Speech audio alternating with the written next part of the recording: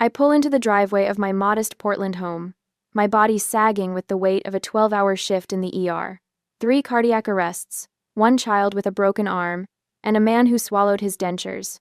My scrubs reek of antiseptic and sweat. All I want is a hot shower and 8 uninterrupted hours of sleep. The golden sunset bathes our quiet suburban street in amber light. Mrs. Patterson waters her prized dahlias across the street, lifting her wrinkled hand in a familiar wave. I wave back, forcing a tired smile. Something nags at the corner of my mind as I stare at my house. The living room curtains are missing from the windows. Strange. Mom probably washed them. Again. Her cleaning frenzies always intensify when Dad makes another investment. I climb out of my ancient Toyota, swing my backpack over my shoulder, and trudge up the walkway. The stone gnome Dad, bought at a garage sale 5 years ago, still grins his chipped smile by the steps. I dig my keys from my pocket, unlock the door, and step inside. The hollow echo of my footsteps stops me cold. Mom? My voice bounces off bare walls. Dad? Nothing. The living room stands completely empty. No sofa where Dad watched football every Sunday. No coffee table with Mom's collection of ceramic birds. No family photos climbing the staircase wall. Not even the hideous brown recliner my brother Brandon insisted on keeping when he moved out. Just nothing. My heart hammers against my ribs as I move through the house. Kitchen empty. Dining room empty. The bedrooms upstairs all empty. My childhood bedroom, where height marks still tracked my growth on the doorframe, stripped bare. The bathroom cabinet where I'd stashed emergency tampons and Advil, cleaned out. They've taken everything. Every stick of furniture, every pot and pan, every family photo, even the shower curtain. Back in the entryway, something catches my eye. A single white envelope lies in the center of the hardwood floor, illuminated by a shaft of setting sunlight. My trembling fingers fumble with the seal. Inside, a single sheet of paper. Mom's handwriting, slanted and hurried. Thanks for fixing our credit, loser. We're moving to Texas with Brandon. Don't call. My legs give out. I sink to the floor, the cold hardwood pressing against my knees. A wave of nausea rolls through me as the truth sinks in. They've abandoned me. Worse, they've robbed me. My phone buzzes in my pocket. An automated message from a realtor. Congratulations on the successful listing of your property at 4217 Oakwood Lane. We anticipate closing within 30 days. The room spins. They're selling my house. My house. 7 months ago, I slept in my car after Brian and I broke up. 3 years together, and he kicked me out with nowhere to go. I was saving every penny for a new apartment, determined to rebuild. Then Mom called at 2 a.m., sobbing. We're about to lose the house, she wailed. Your father made some bad investments. We owe $325,000. My childhood home, the door frames with pencil marks tracking my growth, the backyard where Dad taught me to catch a baseball, the kitchen where Mom showed me how to make her famous apple pie. Gone. What about the money Grandma left? I asked. Silence hung between us. The inheritance that should have been split between Brandon and me. The money that mysteriously disappeared into Brandon's failed sports bar venture. It's gone, Mom whispered. Despite the anger simmering in my gut, I couldn't let them lose everything. I'll help, I promised. I worked double shifts at Providence, Portland until my feet swelled and my back screamed. Maxed out my credit cards, canceled my dental insurance, ate ramen for dinner 5 nights a week, all to save them. While I drained my savings account, my parents' Facebook page filled with smiling photos. Family triumph over financial troubles, Mom posted, beneath a picture of them toasting with champagne. They hosted a lavish dinner to thank me, but spent the evening fawning over Brandon's new business idea, as if his first failure never happened. I sat at that dinner table, watching them laugh and celebrate, and the truth hit me like a defibrillator shock. I gave everything to save them, and they're acting like they saved themselves. That night, I researched home ownership rights until my eyes burned. I questioned the family lawyer about refinancing options when Dad wasn't around. Then I made my move. Asked my parents to sign refinancing paperwork that was actually a quitclaim deed. Mom's eyes flickered with doubt before she signed. This puts everything in your name temporarily, I explained. For tax purposes. She nodded, pen hovering. You'll transfer it back? Of course, I lied. Now, sitting on the bare floor of my empty house, that decision feels both foolish and prescient. They tried to sell my home, but I outsmarted them. My phone buzzes again. A text from Brandon. Mom says you're being dramatic again. I stare at his message, then at the empty rooms around me. Dramatic? They've stolen everything I own except the scrubs on my back. The sun sinks below the horizon, leaving me in darkness. But as I sit in the growing shadows, something shifts inside me. The weight of betrayal crystallizes into something harder, colder, more determined. This house is mine, and they've made a terrible mistake. The next morning, the light filters through bare windows as I sit cross-legged on the hardwood floor, surrounded by scattered papers. Sleep came in fitful bursts last night, my mind racing through possibilities while my body curled uncomfortably in the back seat of my Toyota. The house felt too empty, too hollow to stay in. But I'm back now, determined to understand. I thumb through the mail collected from the kitchen counter, bills addressed to my parents, circulars, and a thick envelope from Bayview Realty that my father must have overlooked in their hasty departure. My fingers tremble as I tear it open. Final contract and closing instructions, the cover letter reads. My stomach drops as I scan the dates. The contract was signed 3 weeks ago while I was working night shifts, while I was bringing them groceries on my days off, while they smiled and told me things were looking up. My phone buzzes with a Facebook notification. My mother has posted a photo of herself, my father, and Brandon standing in front of a modest ranch house, arms linked and smiling broadly. New beginnings in the Lone Star State, finally free, reads the caption, followed by Texas flag emojis. The timestamp shows 4 hours ago. My throat tightens as I swipe to the next photo. Brandon holding a set of keys, grinning like he's won the lottery. The comment section overflows with congratulations from relatives and family friends who have no idea what they've done. The sale contract in my hands tells the full story. Listing price, $450,000. Down payment already received, $10,000. Closing scheduled for next week, $450,000. Nearly double what I paid to save this house. Money they plan to take while leaving me with nothing. You absolute vultures, I whisper, my voice echoing in the empty room. I spread the papers across the floor, creating a timeline of deception. My father, once a respected accountant, started gambling 5 years ago after losing his position at the firm. Small bets grew larger. Credit cards maxed out, loans taken against the house. His brother, Uncle Greg, covered for him at family gatherings, laughing off concerns with, "Jack's just having a streak of bad luck." My mother, forever maintaining the perfect family image, redecorated the living room 3 times in the past year, even as they spiraled into financial ruin. Her social media remained a curated gallery of family happiness, each post more fabricated than the last. And Brandon. My stomach churns thinking about my younger brother, the golden child who could do no wrong.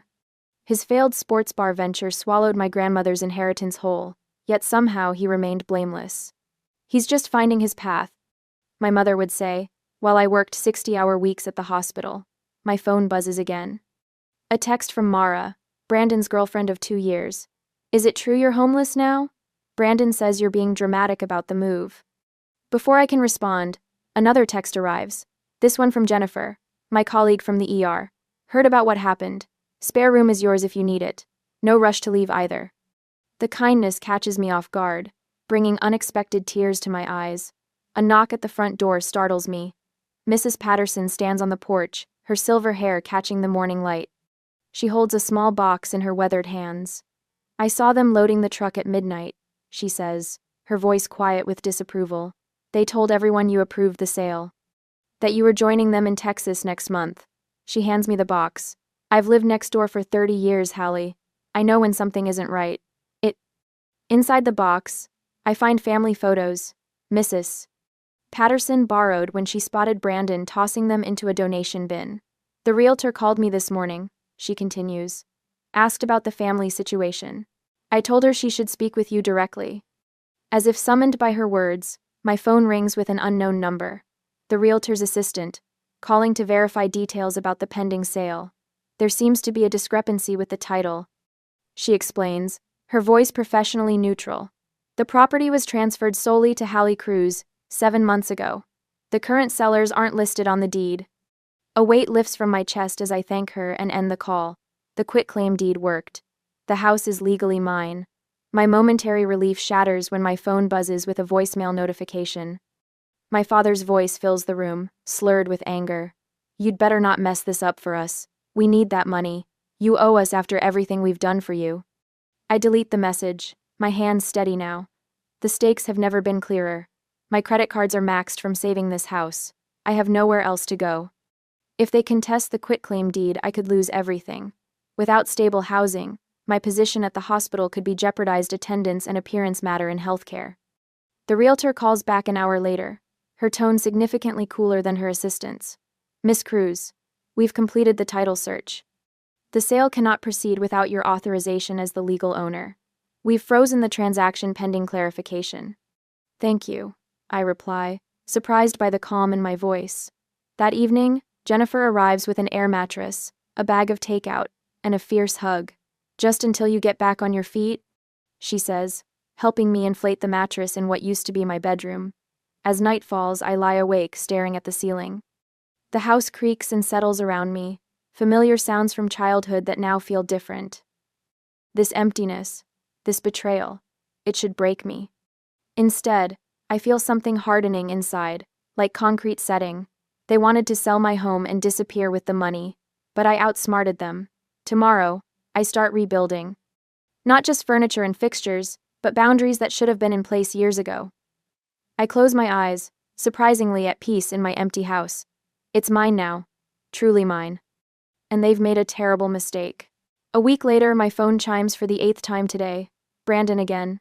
I consider silencing it, but something makes me look. Mom's having anxiety attacks because of you. Fix this, NOW. I toss my phone onto the air mattress where I've been sleeping for the past week.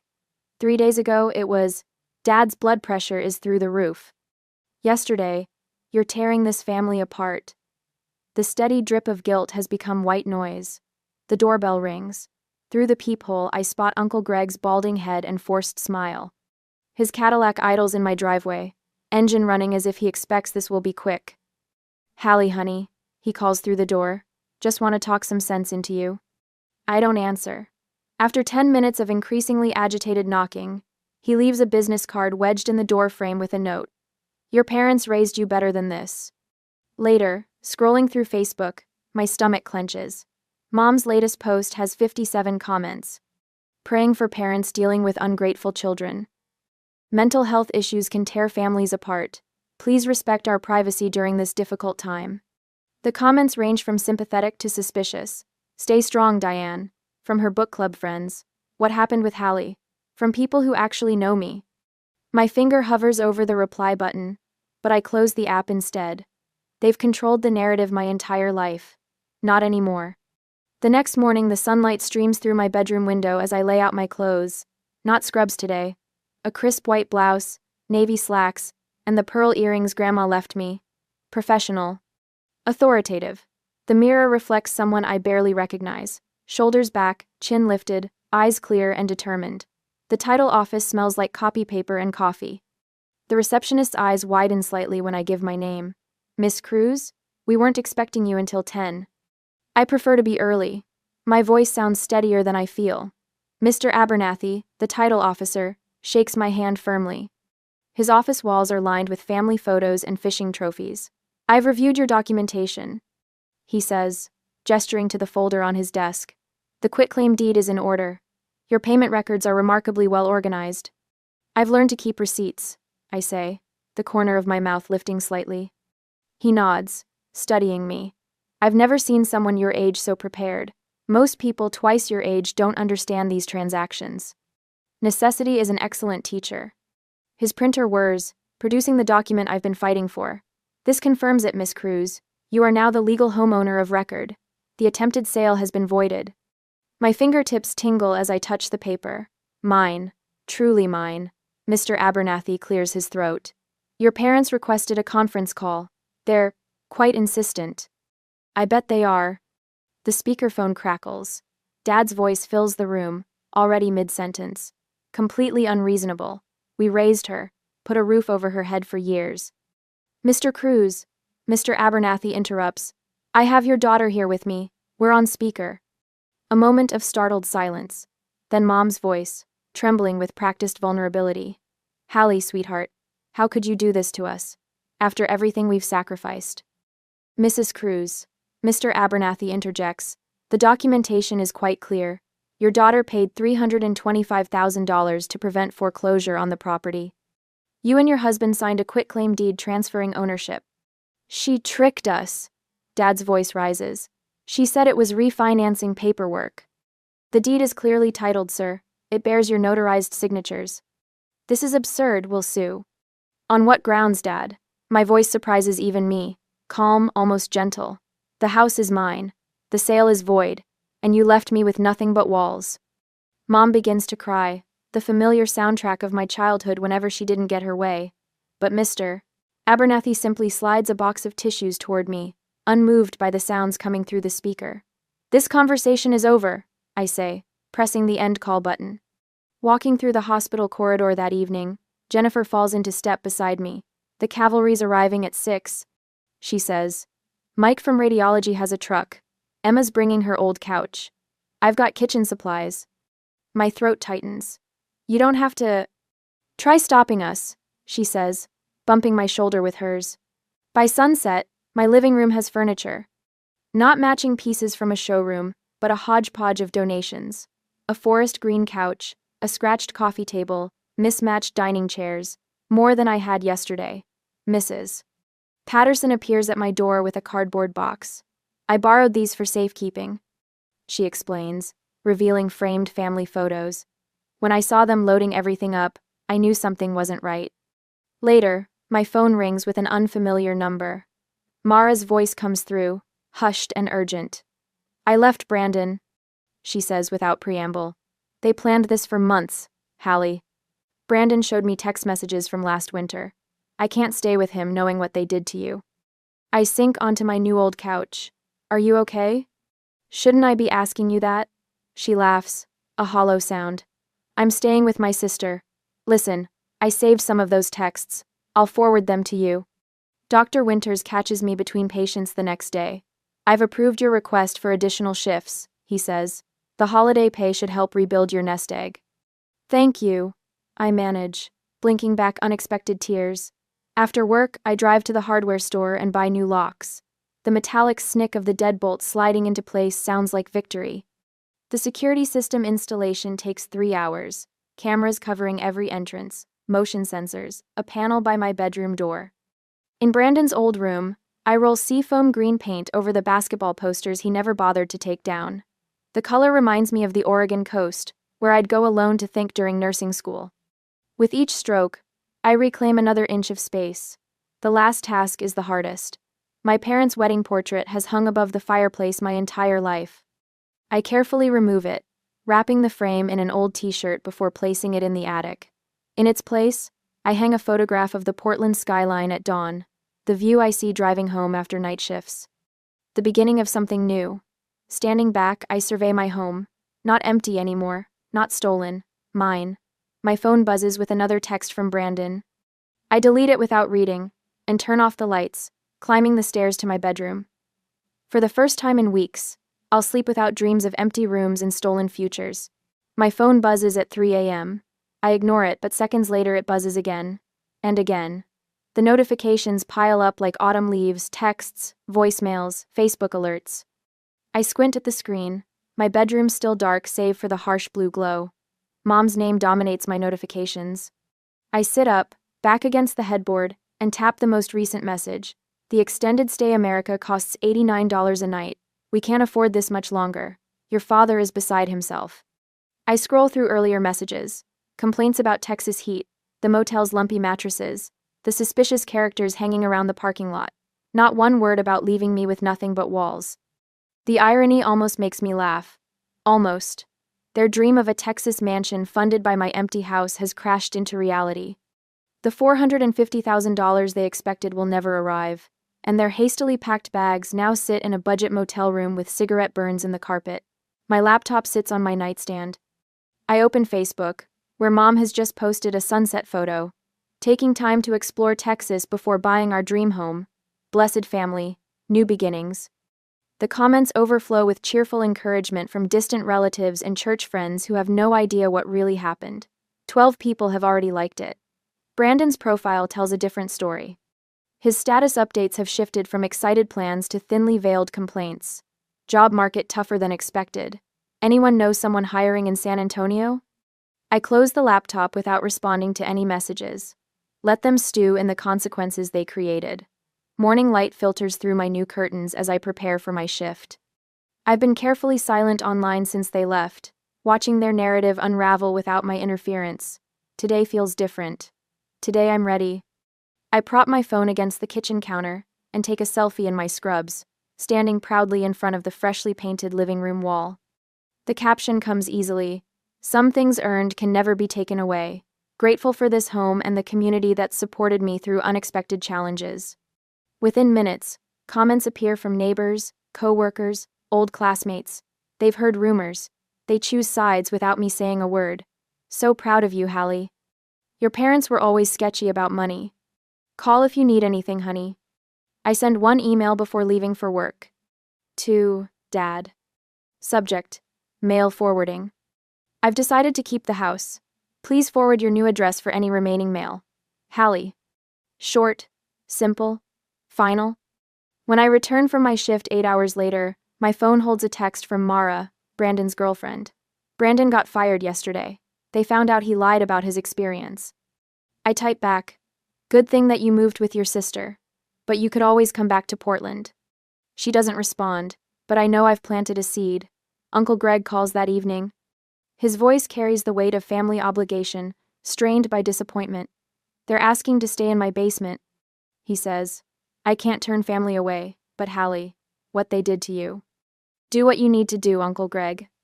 Your father says there's still a chance to sell the house and split the money, says everybody wins that way." My laugh sounds hollow even to my ears. "That's what I figured." His sigh travels across state lines. "Your mom's been calling everyone from the old neighborhood. People are starting to ask questions." Their perfect family image is crumbling brick by brick. In Portland, in Texas, everywhere. Later that night, Mom's tearful voicemail fills my kitchen as I chop vegetables for dinner. "Baby, please. We made a terrible mistake. We just need to come home. Your father's not sleeping. Brandon blames us for everything. Please call back." I delete it and keep chopping. Dad's email arrives next. "We could split the proceeds 50/50 if you sell now. The market's hot. Be reasonable, Hallie." Brandon's text is less diplomatic. "You've destroyed this family." I stand at my kitchen window, watching stars appear above my backyard. The yard where Dad taught me to throw a baseball. The yard where Mom planted tulips every spring. The yard I mowed every Saturday to earn my allowance. My fingers tap out one response to Brandon. "The day I needed a roof, you left me homeless. Now figure it out like I had to." Block, delete, breathe. 3 days later, my lawyer calls. Good news. Their legal challenge to the quitclaim deed has been dismissed. The judge didn't even need to hear arguments. The bank confirms what I already know. The mortgage is solely in my name. The mountain of credit card debt I took on to save this house still looms, but each paycheck chips away at it. Each extra shift brings me closer to freedom. That night, I hang a new mirror in the entryway, the spot where their wedding portrait once dominated the wall. My reflection shows someone I'm still getting to know, a woman who stopped setting herself on fire to keep others warm. The house feels different now, smaller without their oversized expectations. Larger with possibilities that belong only to me. My financial sacrifice was enormous, but it saved me from a lifetime of exploitation. Some lessons cost everything but teach you what you're truly worth. And in my case, that's exactly the price of this house. A month later, the rain pounds against my windows like tiny fists demanding entry. October in Portland brings storms that wash away summer's lingering warmth and expose the bare bones of reality. I'm curled on my new couch, a modest secondhand find that Jennifer helped me haul up the front steps last weekend, reviewing patient charts when headlights sweep across my living room wall. A car door slams. Then another. A third. My stomach tightens. I know those footsteps on the walkway before the doorbell rings. The security camera app on my phone confirms what my body already sensed. My parents and Brandon, huddled beneath a single umbrella on my porch, their faces drawn and desperate. I consider not answering. Let them stand in the rain like I stood in an empty house 3 months ago. But that's not who I am. Not anymore. When I open the door, Mom steps forward first, her mascara tracking dark rivers down her cheeks.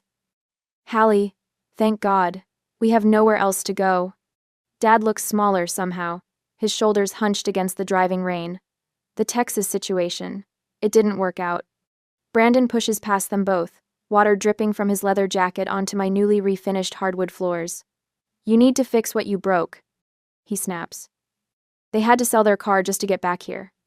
I say nothing, simply step aside to let them into the entryway. The home they stripped bare now contains just enough furniture to remind them of what's missing. My furniture. My home. After everything we've done for you, Mom whispers, her voice cracking with practiced precision. I changed your diapers. I nursed you through chickenpox. I helped you apply to nursing school. I've rehearsed this moment in therapy, in the shower, while staring at my ceiling at 3 a.m. Yet now that it's here, a strange calm settles over me. I don't feel rage anymore. Just clarity. Would you like to sit down? I ask, gesturing to the living room. They exchange confused glances before following me. Dad's eyes flick to the mantel, where their wedding portrait once hung. In its place is a framed copy of my nursing license. When I was 16, I begin, perching on the edge of my armchair. I crashed Dad's car. Remember? You grounded me for 3 months and made me work at Uncle Greg's warehouse to pay for repairs. Dad frowns. What does that have to? You taught me about consequences. I continue. About responsibility. About paying my debts. I reach for the folder on my coffee table. So I've kept track of mine. And yours. I open the folder and remove a stack of bank statements, neatly highlighted in yellow. $78,000. That's what I paid toward the mortgage and property taxes over 7 months. I place them on the table. Plus another $23,000 in credit card debt I took on to keep this roof over your heads. Mom's hand flutters to her throat. Hallie, we never asked. Next. I pull out my phone and open Facebook. While I was eating ramen 5 nights a week, you posted these. I scroll through their smiling Texas photos, the steakhouse dinners, the shopping trips, the vineyard tour. Interesting budget choices for a family in financial crisis. Brandon shifts uncomfortably. Social media isn't real life. No? I extract the handwritten note from a protective sleeve, now professionally framed. Is this real enough?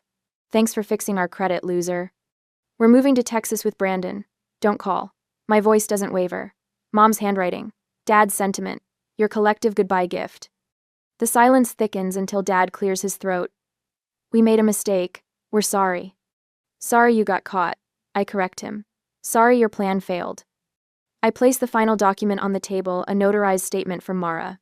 Brandon's ex-girlfriend had quite a story to tell. How you planned this for months. How you discussed selling my house while I worked double shifts to save it. Dad's facade cracks. His eyes dart to the exit like a cornered animal's. You had no right to turn Mara against us. I didn't turn anyone against you. You did that yourselves. Mom's performance tears give way to something rawer, uglier. How could you do this to your own mother? Her voice rises. Where are we supposed to go? The same place I was supposed to go when you emptied my home and tried to sell it from under me. The words come easily now. You never saw me as family, just as a resource to use. A problem to solve your problems. Brandon lunges forward, finger pointing at my face. You think you're so perfect? You stole our house. Your house? I stand, matching his height. The house I saved with my money? The house you abandoned? That house? His mouth opens, closes, opens again. No sound emerges. Through my front windows, I notice Mrs. Patterson peeking out from behind her curtains. 2 doors down, the Collins family has paused their evening dog walk to watch the drama unfold. My family's shame is now as public as their betrayal. You can stay at the Motel 6 on Powell, I say quietly. I've arranged for 3 nights, paid in advance. After that, you're on your own. 3 nights? Mom's voice cracks. What are we supposed to do after that? I walk to the door and open it. The rain has slowed to a gentle patter. Figure it out, like I had to. One by one, they file past me. Dad pauses at the threshold, his familiar cologne mixing with the petrichor. We're still your parents, Hallie. Biology doesn't make a family, I reply. Actions do. I close the door firmly behind them and engage the security system. The electronic beep echoes through my reclaimed space. Through the window, I watch them retreat down the walkway, past the stone gnome with his chipped smile. I didn't destroy them. I whisper to the empty room. They destroyed themselves. I just stopped saving them. The weight I've carried for so long slides from my shoulders like water. I turn back toward my home, modest, incomplete, but unmistakably mine. Outside, the storm clouds break, revealing a single star in the twilight sky. The first clear thing I've seen in months. The morning sun warms my face as I kneel in the freshly turned soil. 1 year later, and my hands still remember the emptiness of this house. Now they press seedlings into the earth where Dad's neglected grill once collected rust. Marigolds, zinnias, and cosmos, bright, resilient flowers that return season after season. Those are coming along nicely, Mrs. Patterson calls from across the fence. No longer just a neighbor who waters dahlias, but a friend who brings homemade bread on Sundays and listens to my stories without judgment. You should see inside. I answer, brushing dirt from my knees. The art studio is finally finished. What was once Dad's dusty office, where he plotted financial schemes that never materialized, now brims with natural light. Clay-spattered tables hold half-finished mugs and bowls. My fingers find peace in shaping something from nothing. The spare bedroom upstairs stands ready for Lucia, the nursing student I'm mentoring. Her situation mirrors mine years ago, talented but drowning in family obligations. The difference? She'll have someone in her corner this time. Dr. Winters says mentoring is part of my healing. In therapy, I've learned to name what happened. Financial abuse. The words still stick in my throat sometimes, but each week they come easier. Family isn't always who raised you. She reminded me last session. Sometimes it's who helps you raise yourself. The support group I lead at Providence, Portland, nods in recognition when I share this. 8 other survivors, all learning to disentangle love from exploitation. When a new member whispers, "But their family," I no longer flinch. Mara texts occasionally about Brandon, entry-level jobs, shared apartments with roommates. My parents separated 6 months ago. Mom in Uncle Greg's basement, Dad in a studio apartment. The Texas dream dissolved like sugar in rain. I feel nothing when I read these updates. Not satisfaction. Not anger. Just peaceful distance, like watching waves from a shore I no longer need to swim toward. The doorbell chimes. Jennifer arrives first for the housewarming, arms loaded with sparkling cider and paper plates. "This place looks amazing," she says, taking in the walls now covered with local artwork, the refinished hardwood floors, the bookshelves filled with nursing journals and pottery books. Guests filter in throughout the afternoon. My chosen family, Mrs. Patterson brings her famous blueberry pie, co-workers from the ER, friends from pottery class. The house fills with laughter where once my footsteps echoed against bare walls. Jennifer raises her glass as sunset paints the dining room gold. To Hallie, who taught us all what strength really looks like. Later, when everyone has gone, I sit with the photo album I've finally opened. Pictures of my childhood home, now arranged on my terms.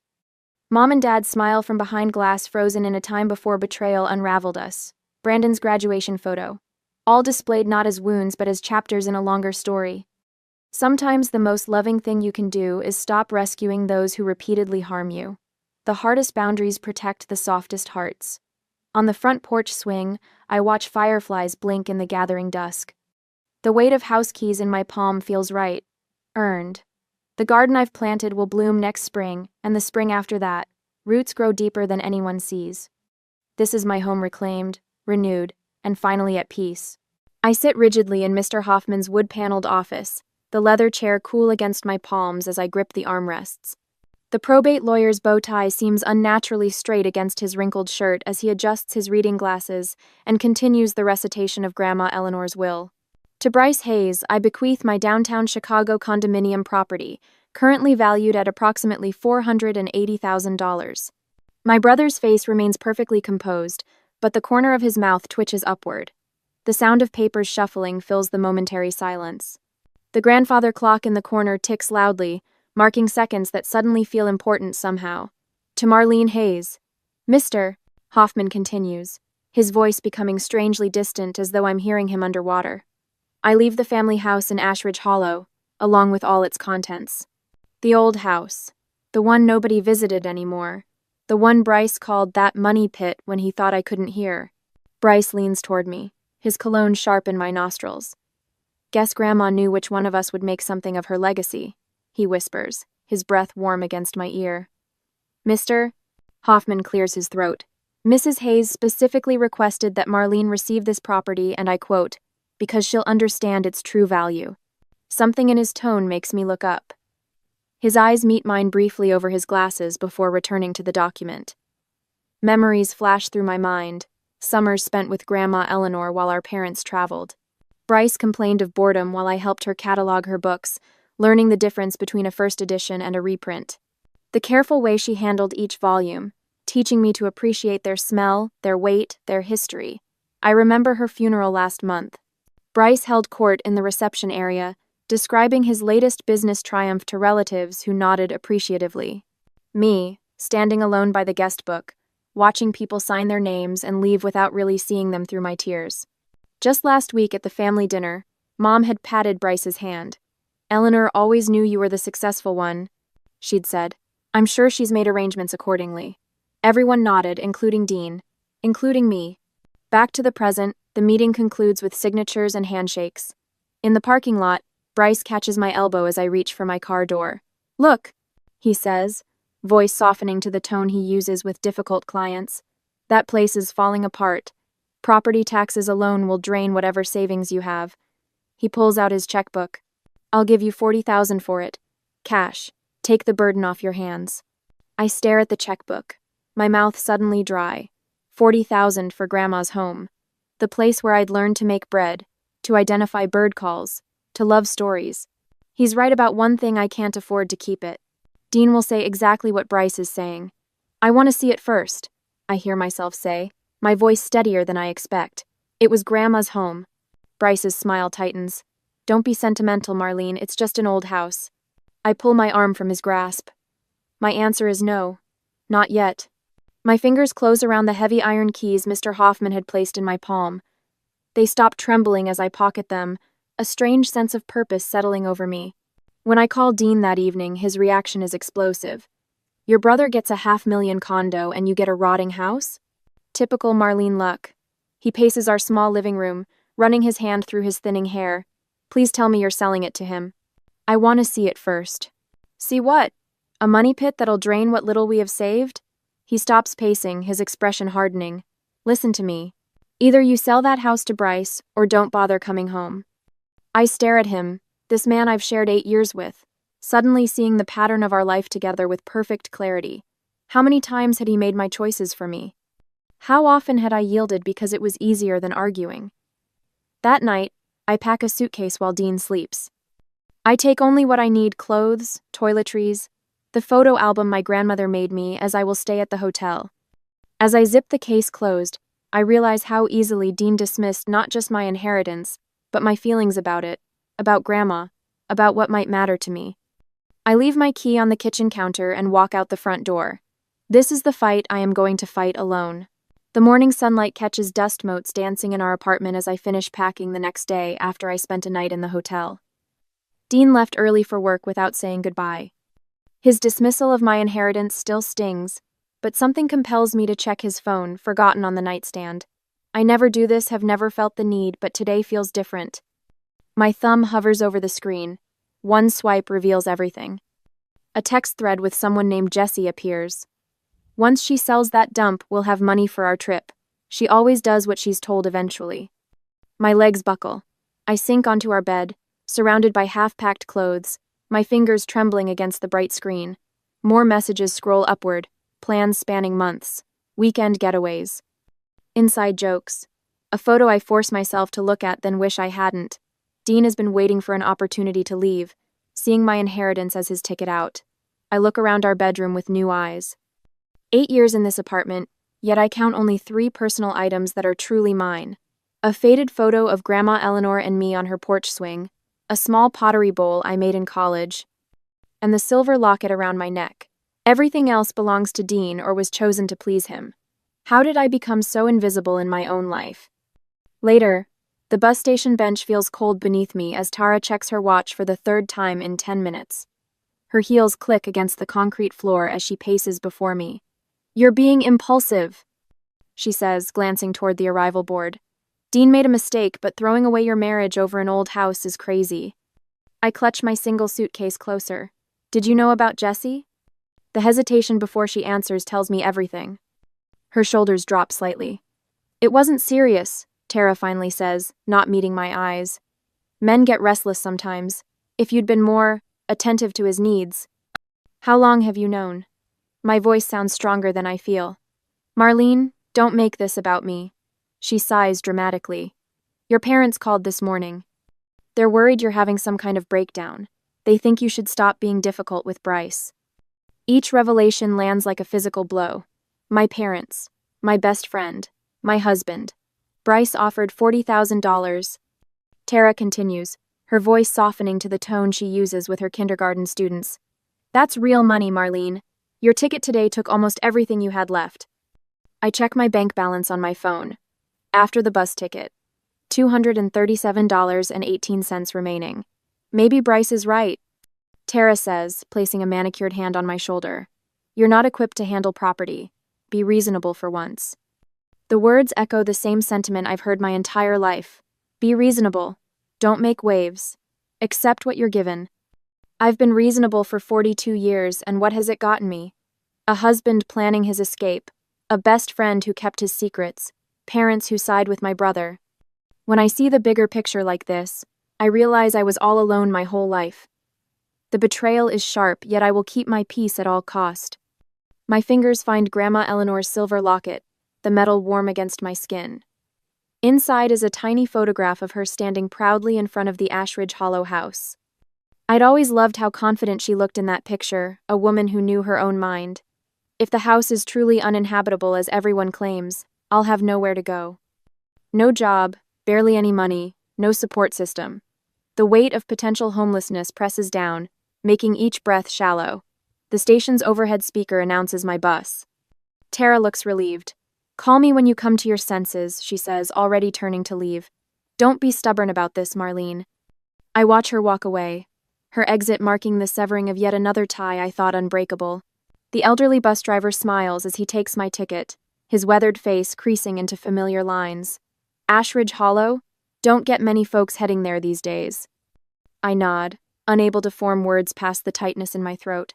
Beautiful old houses there, he continues, surprising me. Built to last, not like these cardboard places they throw up now. Your grandma's place on Sycamore Lane? You knew my grandmother? Hope flickers the first all day. Eleanor Hayes? He chuckles. Everybody knew Eleanor. Sharpest woman in 3 counties. Had that big Victorian with the wraparound porch.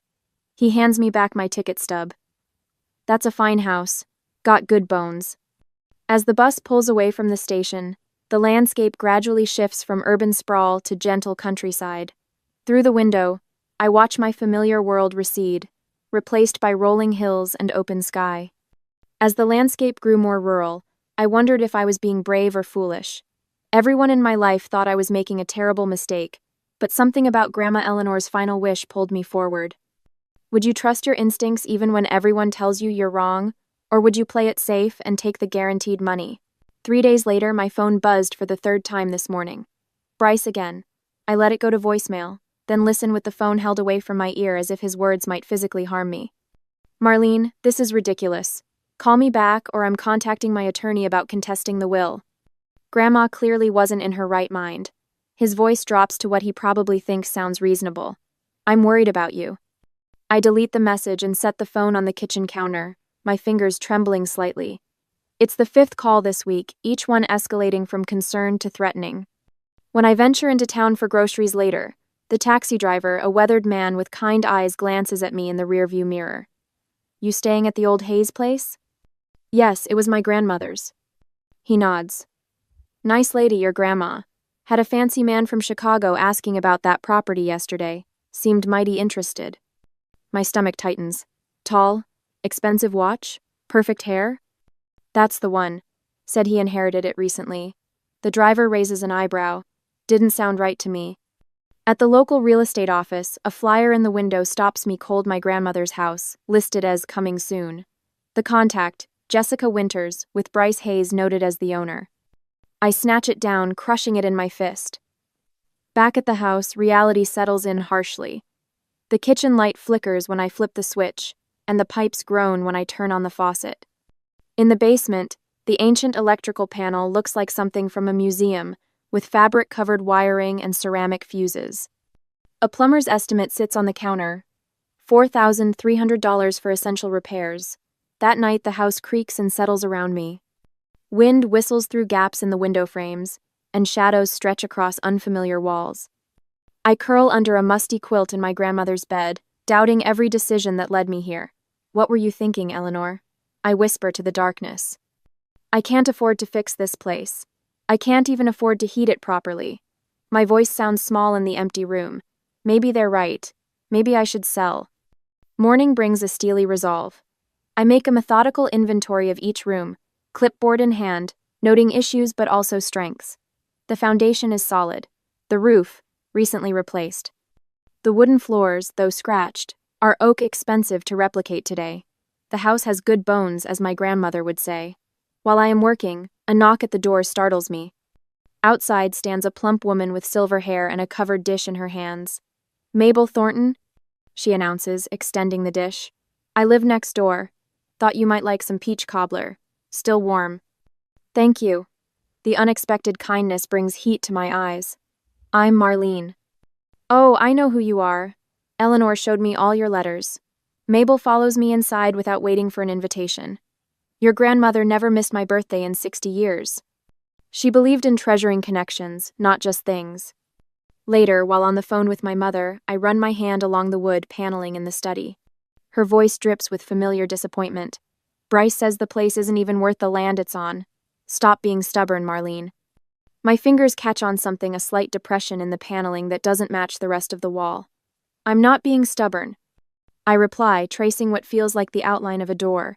I'm being patient. Patient? She scoffs. You've always had your head in the clouds. This is just another... Mom, I need to go.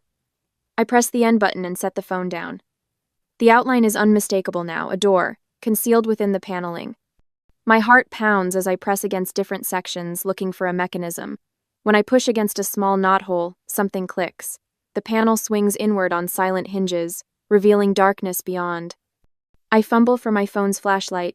The beam illuminates shelf after shelf of books, hundreds of them extending back into a hidden room the size of a small bedroom. Glass display cases line one wall, containing maps under protective coverings. On another wall, shadow boxes display artifacts with small, handwritten labels. First editions, signed copies. Books I recognize from literature classes and others bound in leather with gilt lettering. A copy of Walden with a dedication from Thoreau himself. A collection of maps dating back to colonial America. Tears fill my eyes as I understand. This is why Eleanor left me the house. This collection, carefully preserved, meticulously cataloged, was her true legacy. She trusted me with it because she knew I would see its value beyond a price tag. I run my fingers lightly over the spines, feeling the connection to her in each carefully preserved volume. The next day, Mabel introduces me to Eli Boone, a local carpenter with calloused hands and a quiet manner. Been helping your grandmother maintain this place for years, he explains, examining the loose banister I mentioned. She never wanted that brother of yours to know I was doing the work. Said he'd just try to sell if he knew the place was in good shape. That evening, my phone rings with an unfamiliar number. Marlene Hayes? This is Hank Whitlock from Whitlock's Rare Books in Boston. Eleanor was a dear friend. Mabel told me about her passing, and that you've inherited the house. His voice warms. And I'm guessing by now you've found her collection? I photograph several of the rarest-looking volumes and email them to Hank at his request. His response comes within minutes, a single line. Don't move anything. This is an extraordinary find. I'm sending an expert tomorrow. As darkness falls, headlights sweep across the front yard. A car door slams, followed by heavy footsteps on the porch and Bryce's voice, loud and demanding. Marlene, open up. We need to talk right now. I guide Bryce through the foyer of Grandma Eleanor's house, watching his eyes dart around the entryway. His polished loafers click against the hardwood floors as I deliberately lead him toward the kitchen. The plumbing needs work, I say, turning the faucet to demonstrate a persistent drip. And the electrical system probably hasn't been updated since the 70s. Bryce runs his finger along the countertop, grimacing at the dust that collects. This place is worse than I thought. The property taxes alone will bankrupt you in a year. I nod solemnly while discreetly tapping the voice recorder app on my phone in my pocket. Every dismissive comment, every condescending remark, all preserved for later. I've learned something important since arriving here. Evidence matters. The upstairs bedrooms have good bones, but the wallpaper is peeling. I continue, guiding him up the creaking staircase. As we pass the library door, I casually slide the antique brass key into my pocket. The smooth metal feels cool against my palm, a small victory. Marlene, be reasonable. Bryce sighs heavily, the same tone he used when explaining why I shouldn't apply to graduate school years ago. This house is literally falling apart around you. What exactly do you think Grandma left you here? Memories, I suppose, I answer, watching his face carefully. Nothing in his expression suggests he knows about the books. His frustration grows with each room we enter, confirming what I suspected. He sees only decay where I've discovered treasure. When we reach the attic, Bryce wipes sweat from his forehead. Look, I'm trying to help you. I've already scheduled Wilson and Sons Auction Company to clear out this junk next Tuesday. They'll take everything off your hands, we'll sell the property, and you'll walk away with some cash instead of a mountain of repairs.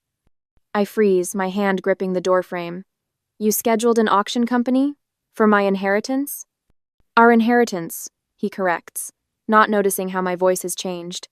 Family property that should benefit us both. I'm just being proactive. You have no legal right to schedule anything, I say quietly. The will was perfectly clear. Bryce waves his hand dismissively. A technicality. I've already spoken with Dad's attorney about contesting. The sound of tires on gravel interrupts him. Through the attic window, I watch a white sheriff's vehicle pull into the driveway. Did you call the police? Bryce demands, his confidence faltering for the first time. I didn't need to. Sheriff Walter Reed stands on the porch when we open the front door, his weathered face serious beneath his hat. Afternoon, folks. Got a call from Mabel Thornton about suspicious activity at Eleanor's place. His eyes settle on Bryce. You must be the grandson from Chicago. Bryce Hayes, my brother confirms, extending his hand. Just visiting my sister and discussing family matters. Nothing suspicious happening here. That so? The sheriff doesn't take Bryce's hand.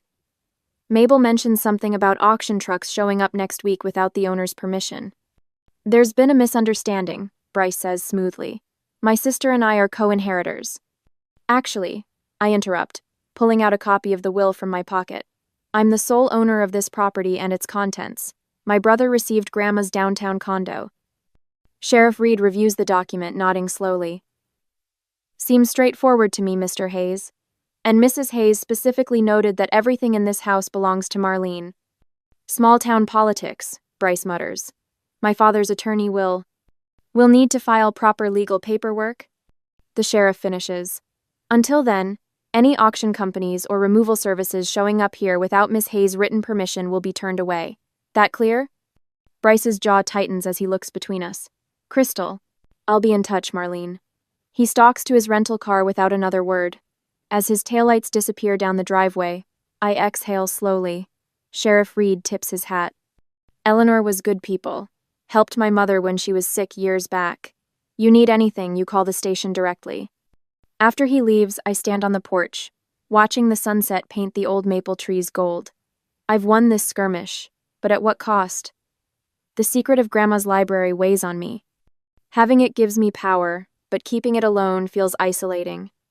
Should I trust these new connections or protect Grandma's legacy myself? The decision comes sooner than expected. As dusk deepens, a slender figure slips through Mabel's connecting backyard.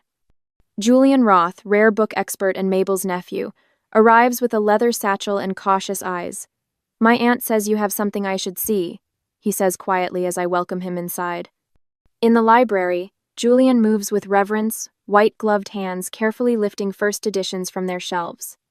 He examines each volume methodically, his whispered commentary growing more excited with each discovery.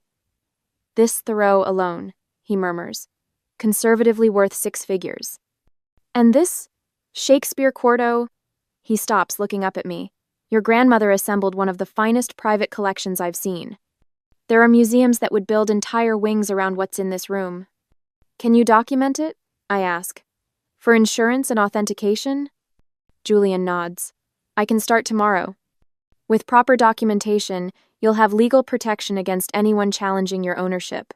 He carefully returns the books to their shelves, but pauses at a slim volume. There's something tucked inside this one. He extracts a sealed envelope with my name written in Grandma Eleanor's elegant script. My phone rings as I'm reaching for it. Dean's number flashes on the screen. I hesitate, then answer. Marlene?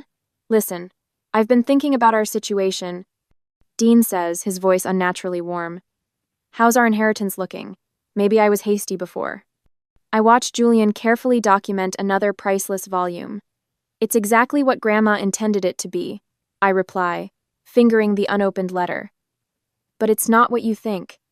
Outside, the evening light fades, but for the first time since arriving, I don't feel alone in the gathering darkness.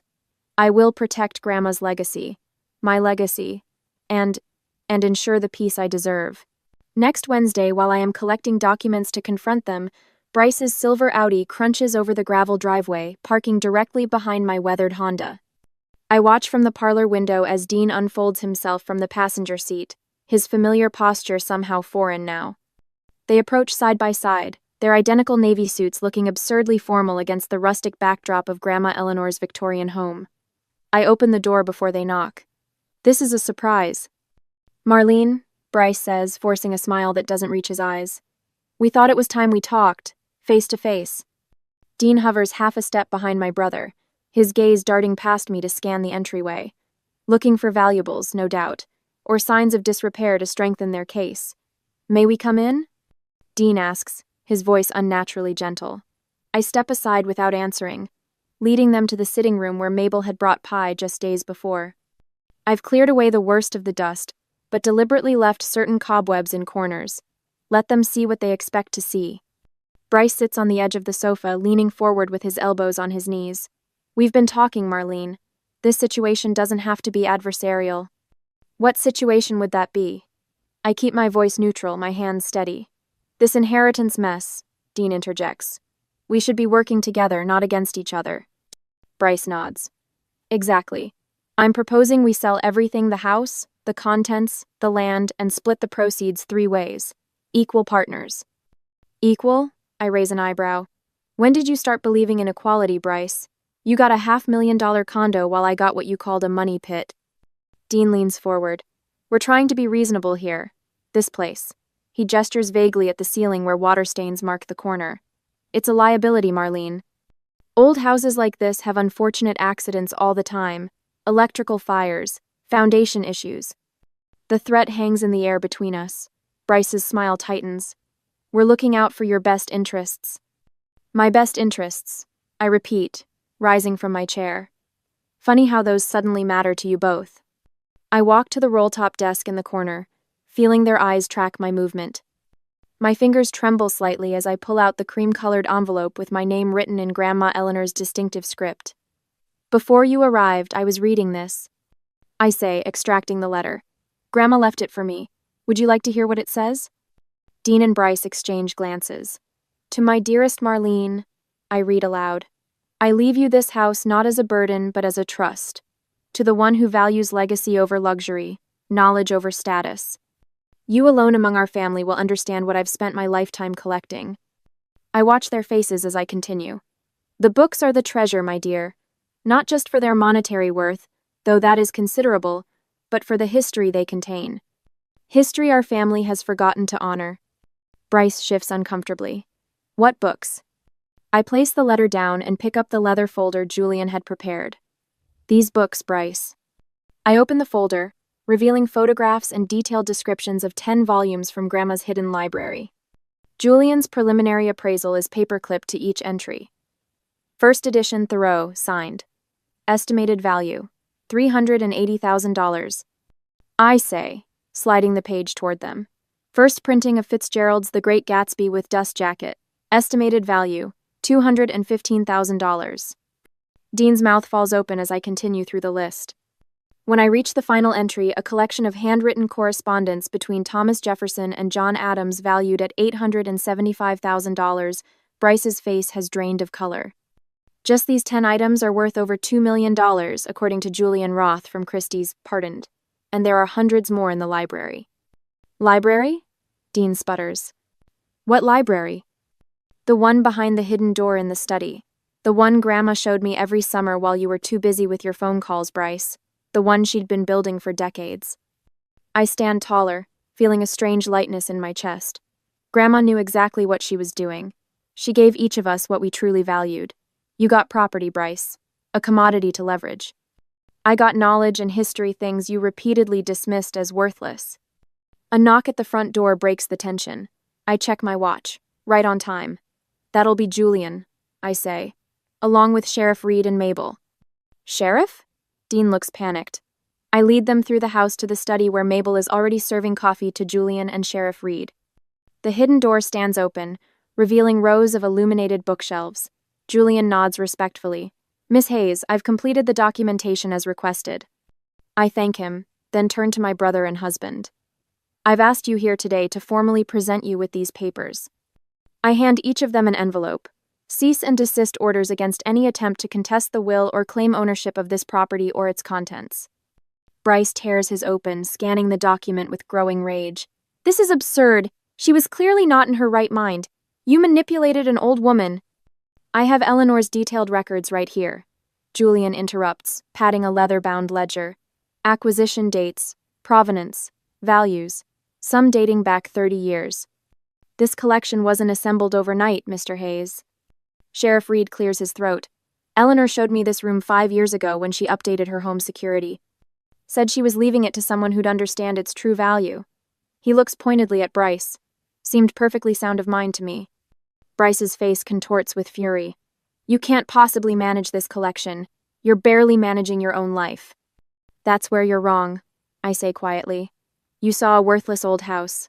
She saw someone who would protect what matters. Dean steps forward, his tone conciliatory. Marlene, honey, we can work this out. Our marriage... I remove my wedding ring and place it on the table between us. I found something more valuable than false promises, Dean. Later that evening, after they've all gone, I sit alone in the library.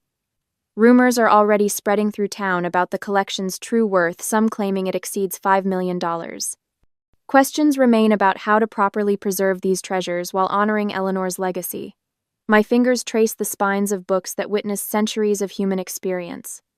Tomorrow, I'll need to meet with Julian about insurance and preservation methods. The responsibility feels enormous, but no longer frightening. As I rise to leave, my heel catches on a slightly raised floorboard. Kneeling to examine it, I discover a small brass ring. When pulled, it reveals a hidden floor safe, containing a stack of historic deeds and documents I've never seen before. Grandma's secrets, it seems, run even deeper than I imagined. And I'm going to discover them. 6 months later, I stand in the foyer of what is now called the Eleanor Hayes Historical Collection, watching as a group of visitors files through the double doors. Sunlight streams through freshly cleaned windows, illuminating the polished hardwood floors Eleanor always kept immaculate. My voice carries confidently through the rooms as I lead the tour. This first edition Thoreau was part of my grandmother's initial collection. I explain, gesturing toward the glass case where the book rests on a custom stand. Notice the unique binding pattern. Only 50 copies were ever produced with this specific craftsmanship. A professor from Northwestern University nods appreciatively, jotting notes. Last month, he would have dismissed me as uninformed. Today, he's requesting an interview for his research on private American collections. 6 months ago, I was Marlene Hayes, family disappointment. Now, historical societies and universities contact me weekly about the preservation methods Eleanor documented in her journals. The woman my family dismissed as merely sentimental had been quietly building one of the most significant private collections in the Midwest. During a fundraiser to support the collection's maintenance, a young woman approaches me while others mingle around the refreshment table Mabel arranged. How did you learn so much about all this? She asks, gesturing toward the library. Did you study rare books in college? I would have stammered an apology for my lack of credentials once. In Mr. Hoffman's office, I might have deferred to Bryce's assessment of value. But now my answer comes without hesitation. My grandmother left meticulous notes about every acquisition.